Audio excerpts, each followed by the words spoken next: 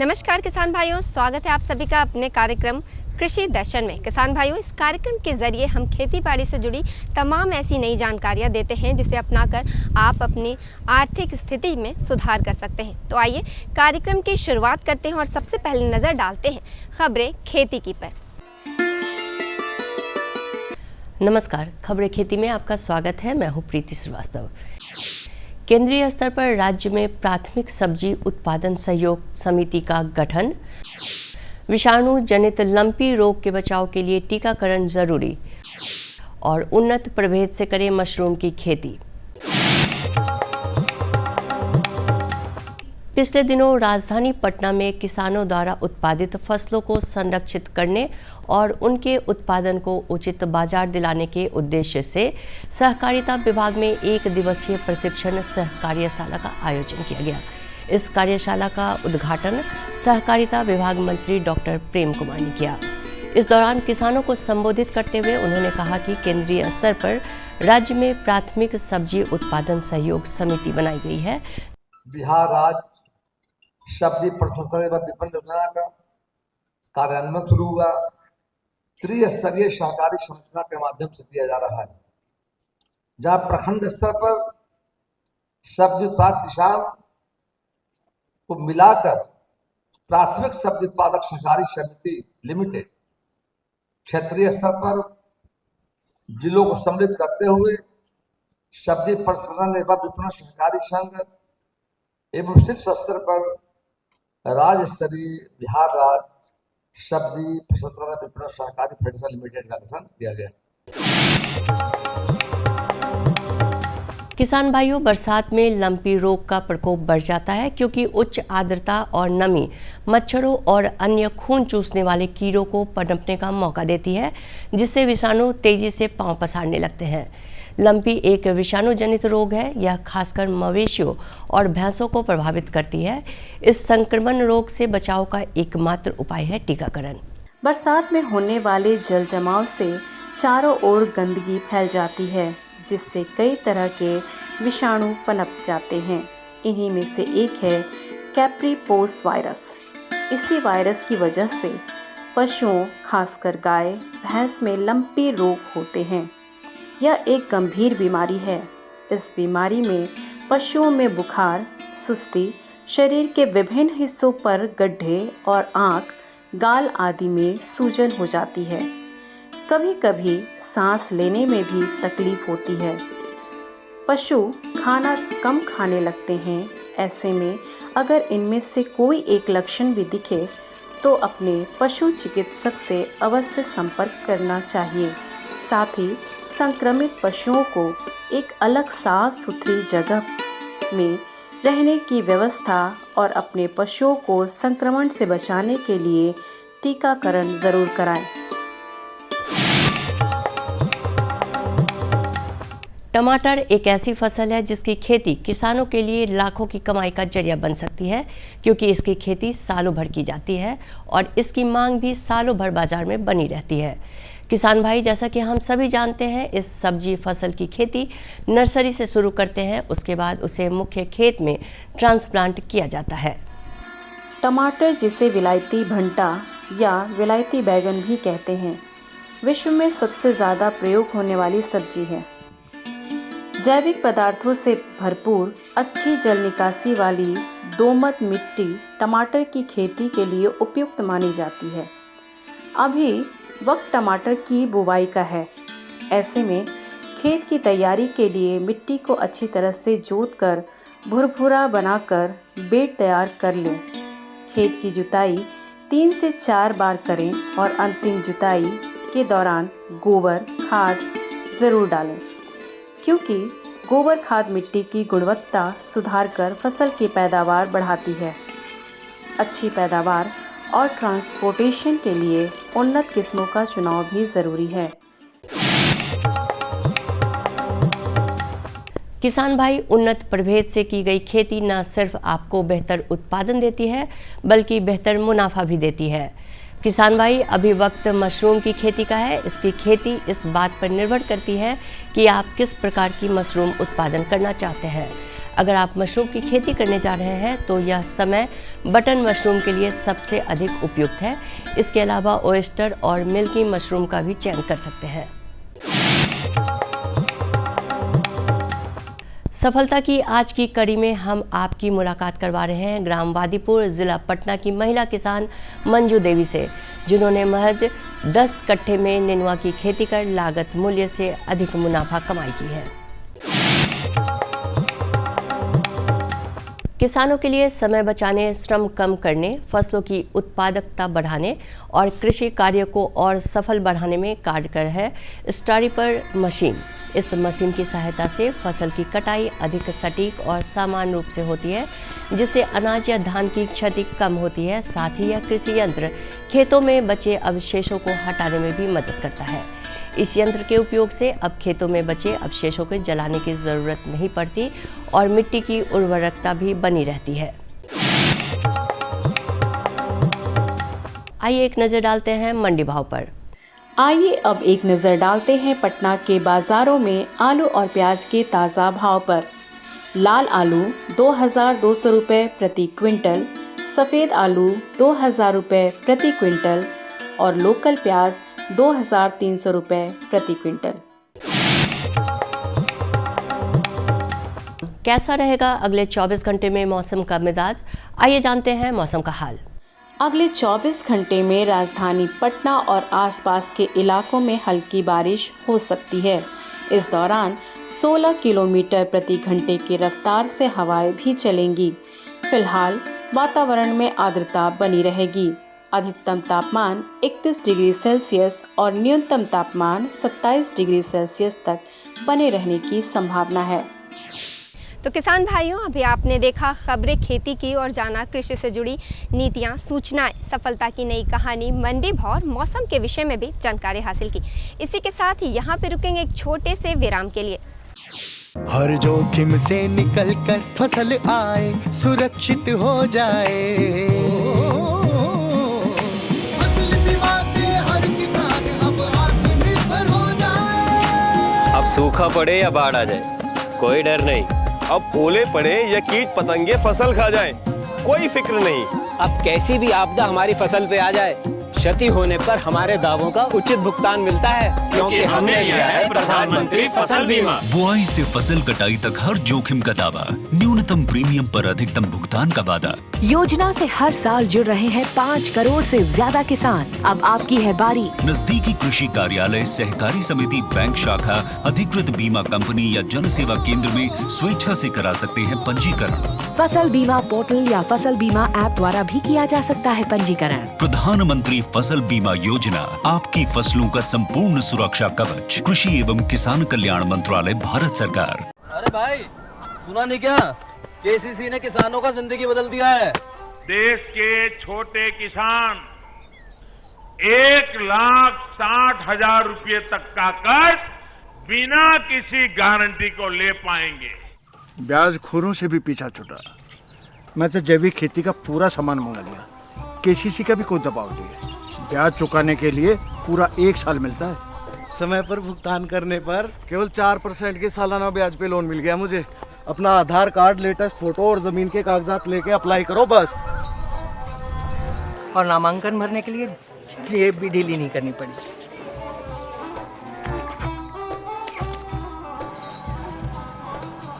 चाचा, उधार चुकाने के 24 घंटे के बाद उतने ही पैसे वापस निकाल सकते हैं। केसीसी ने किसानों की जिंदगी वाकई बदल दी है।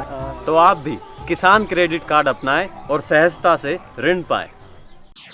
ब्रेक के बाद कार्यक्रम कृषि दर्शन में आप सभी का एक बार फिर से स्वागत है। किसान भाइयों, हमारे देश में जलवायु में लगातार परिवर्तन देखे जा रहे हैं, जिसका सीधा प्रभाव हमारे खेतों में और उत्पादन पे पड़ता है।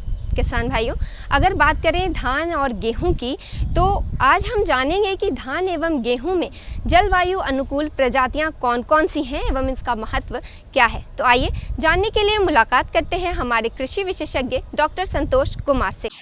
किसान भाइयों, फसलों के बेहतर उत्पादन के लिए बीजों का गुणवत्तापूर्ण होना बहुत ही ज़रूरी है, लेकिन कितना ज़रूरी है और इसका उत्पादन कैसे करें, आज हम इसी विषय में विस्तार से चर्चा करेंगे। और ये जानकारी हासिल करने के लिए हम पहुंच चुके हैं पटना के ICAR परिसर में। हमारे साथ मौजूद हैं डॉक्टर संतोष कुमार, जो कि वरीय वैज्ञानिक हैं ICAR पटना के। तो डॉक्टर साहब, आपका हमारे कार्यक्रम में बहुत बहुत स्वागत है। डॉक्टर साहब, सबसे पहले तो हम आपसे ये जानना चाहेंगे कि गुणवत्तापूर्ण बीज होता क्या है, इसके मतलब क्या है? गुणवत्तापूर्ण बीज का अर्थ होता है कि इसमें कितनी आनुवंशिक शुद्धता, भौतिक शुद्धता, अंकुरण क्षमता या रोगों से लड़ने, रोगों कीड़ों से लड़ने की क्षमता है। अच्छी गुणवत्ता बीज में बहुत ज़्यादा हाई जो आनुवंशिक शुद्धता होती है, जेनेटिक प्योरिटी जिसको हम बोलते हैं, फिजिकल प्योरिटी भौतिक शुद्धता, हाई जो है जर्मिनेशन परसेंटेज में अंकुरण क्षमता और रोगों और कीड़ों से लड़ने की बहुत ही अधिक क्षमता होती है। सो ऐसे बीज जिसमें हाई जेनेटिक प्योरिटी, हाई आनुवंशिक क्षमता, हाई भौतिक शुद्धता, उच्च हाई जो है जर्मिनेशन परसेंटेज में अंकुरण क्षमता एवं रोगों से मुक्त हो, उस बीज को गुणवत्ता बीज कहते हैं। इससे क्या होता है कि उत्पादन में भी यूनिफॉर्म होता है और उत्पादन में बढ़ोतरी होती है।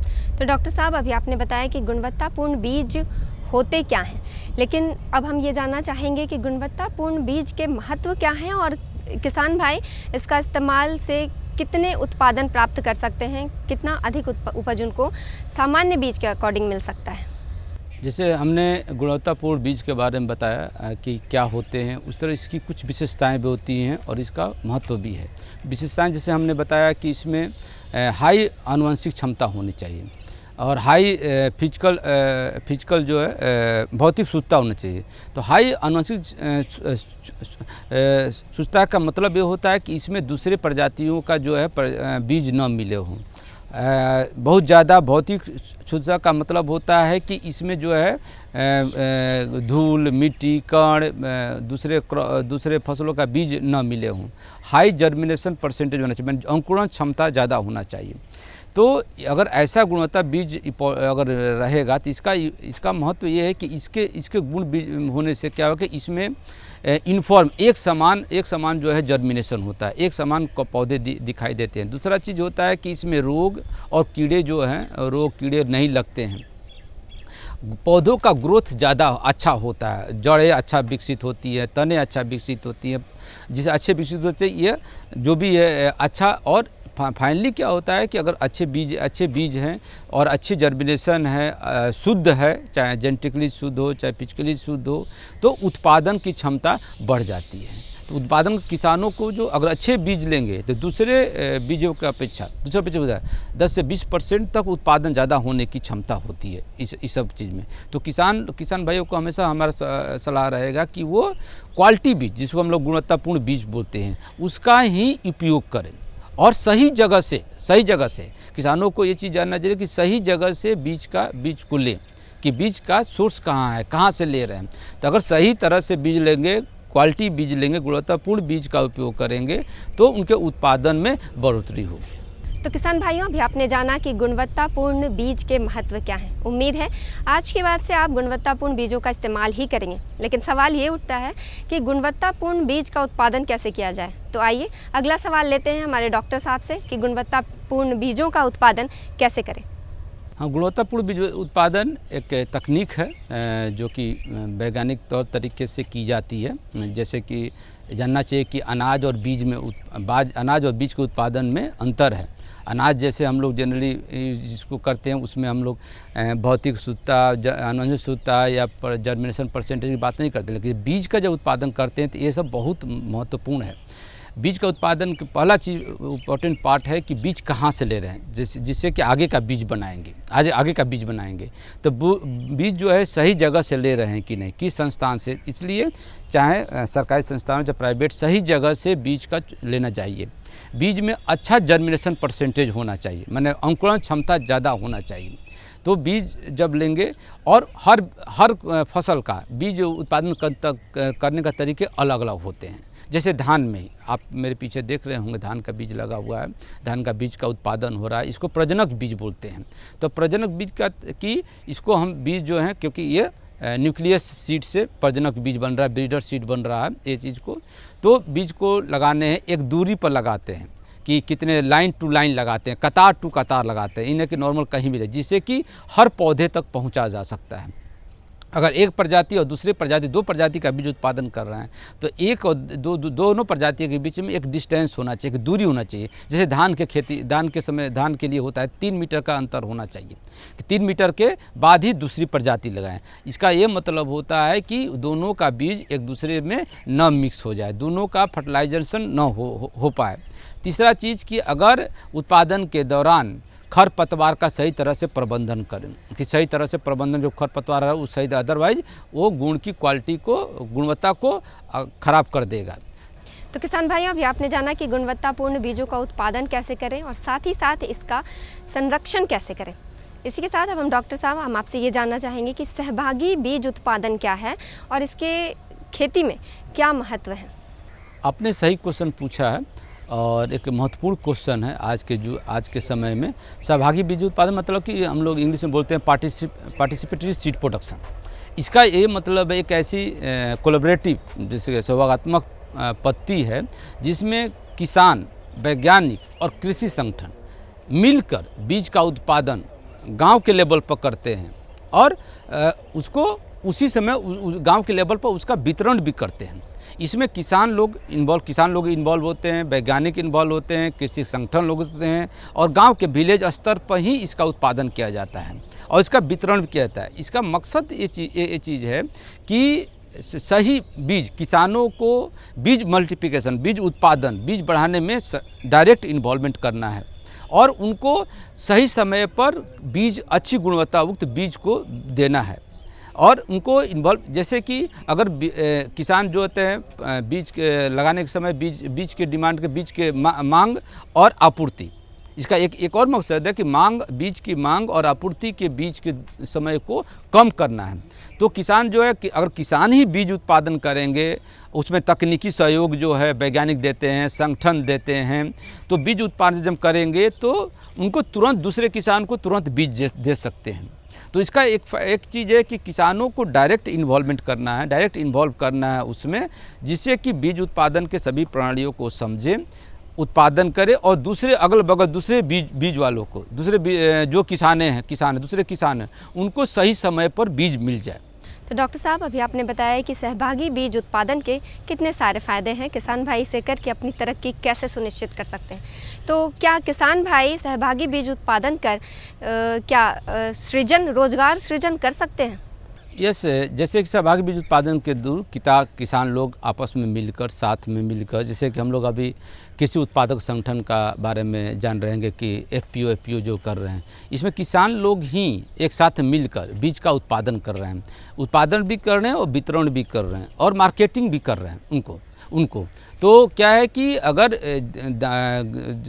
अनाज जो है वो कम पैसे में, जैसे मान लिया कि कोई कम पैसे में, बीज जो है ज़्यादा पैसे में बेचे जाते हैं, तो उसका एज ए बिजनेस भी ले सकते हैं, बनाकर सीड जो है अपना लेबल लगाकर और अपने संगठन का लेबल लगाकर उसको मार्केटिंग भी कर सकते हैं।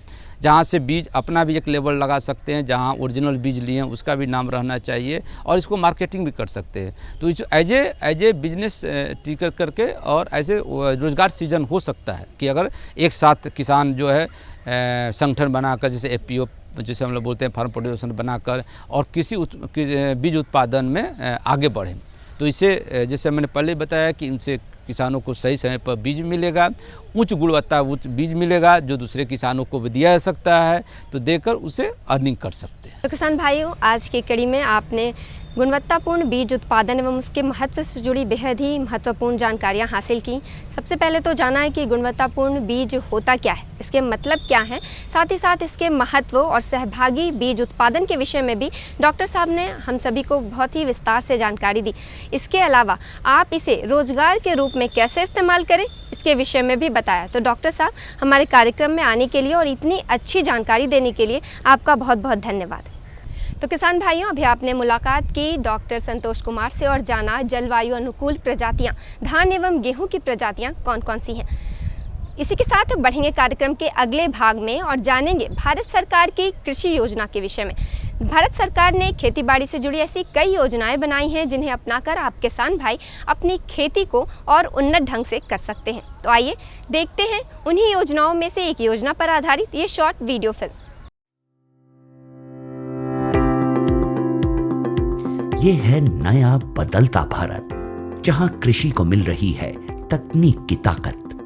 आज युवा किसानों की आधुनिक दृष्टिकोण और नवाचार कृषि में नई उम्मीदें जगा रहे हैं। आधुनिक कृषि की ये नई तस्वीर खेती को प्रभावशाली और सुसंगत व्यवसाय बना रही है। कृषि के पुराने तरीकों से कीट, रोग और मौसम में उतार चढ़ाव जैसी समस्याओं का समाधान संभव नहीं है। इस बात को समझते हुए माननीय प्रधानमंत्री श्री नरेंद्र मोदी जी ने कृषि को भी धीरे धीरे हाईटेक बनाने की पहल की है। ड्रोन टेक्नोलॉजी हमारे कृषि सेक्टर को दूसरे लेवल पर ले जाने वाली है। किस जमीन पर कितनी और कौन सी खाद डालनी है, मिट्टी में किस चीज की कमी है, कितनी सिंचाई करनी है, ये भी हमारे यहाँ अंदाजे से होता रहा है। ये कम पैदावार और फसल बर्बाद होने का बड़ा कारण रहा है। लेकिन स्मार्ट टेक्नोलॉजी आधारित ड्रोन यहां भी बहुत काम आ सकते हैं। प्रधानमंत्री जी के दूरदर्शी नेतृत्व में केंद्रीय कृषि एवं किसान कल्याण मंत्रालय बड़ी तेजी से किसानों को टेक्नोलॉजी से जोड़ रही है। सरकार कृषि कार्यों के लिए ड्रोन के उपयोग को प्रोत्साहित कर रही है। किसान ड्रोन कृषि उद्योग में क्रांति ला रहा है। यह तकनीक भारतीय कृषि समुदाय का भविष्य है। ड्रोन का प्रयोग पारंपरिक खेती के तरीकों को बदल रहा है। ड्रोन एक आधुनिक तकनीक एक नई आई है जिससे हमें उससे बहुत फ़ायदा हो रहा है। जो दवाई डाल देते हैं ड्रोन में उड़ के स्प्रे करती है जैसे, और दवाई भी छिड़कती है, हमें बचाव होता है, शरीर का बचाव होता है, उससे बहुत सारे फ़ायदे हैं। पहले हम स्प्रे करते थे मशीन में 100 लीटर पानी 200 लीटर पानी में 1 किलो की स्प्रे होती थी। अब उसमें 10 लीटर पानी में 1 किलो की स्प्रे होती है।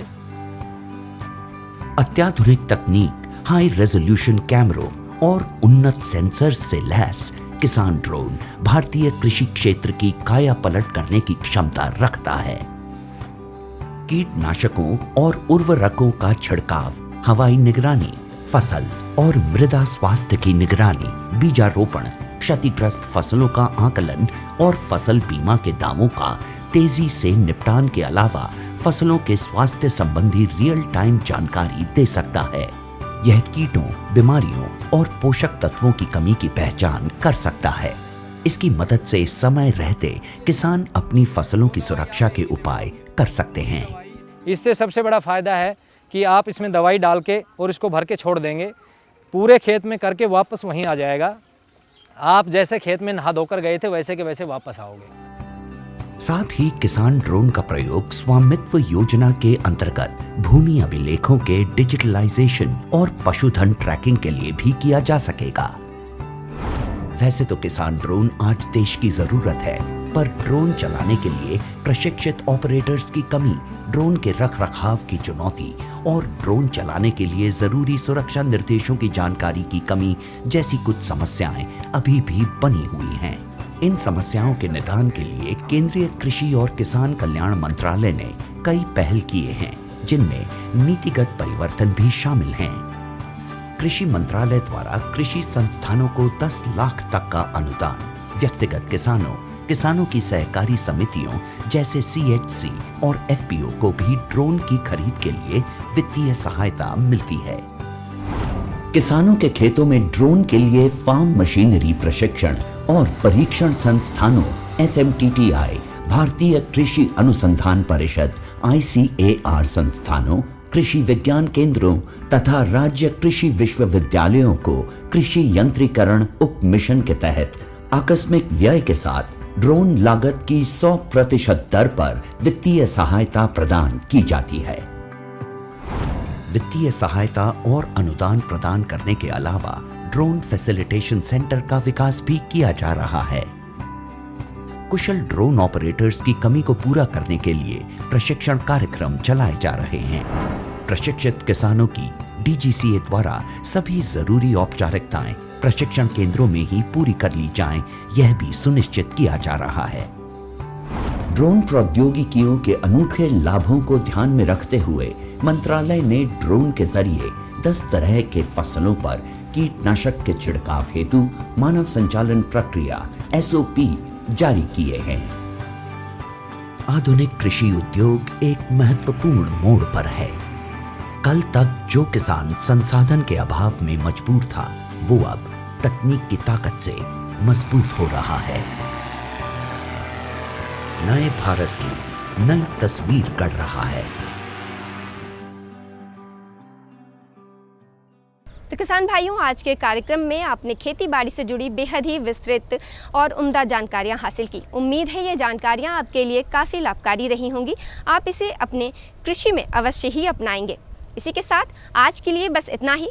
इस वादे के साथ आपसे लेंगे विदा कि अगले अंक में खेती बाड़ी से जुड़ी ऐसी ही और नई जानकारियों के साथ हम फिर से हाजिर होंगे।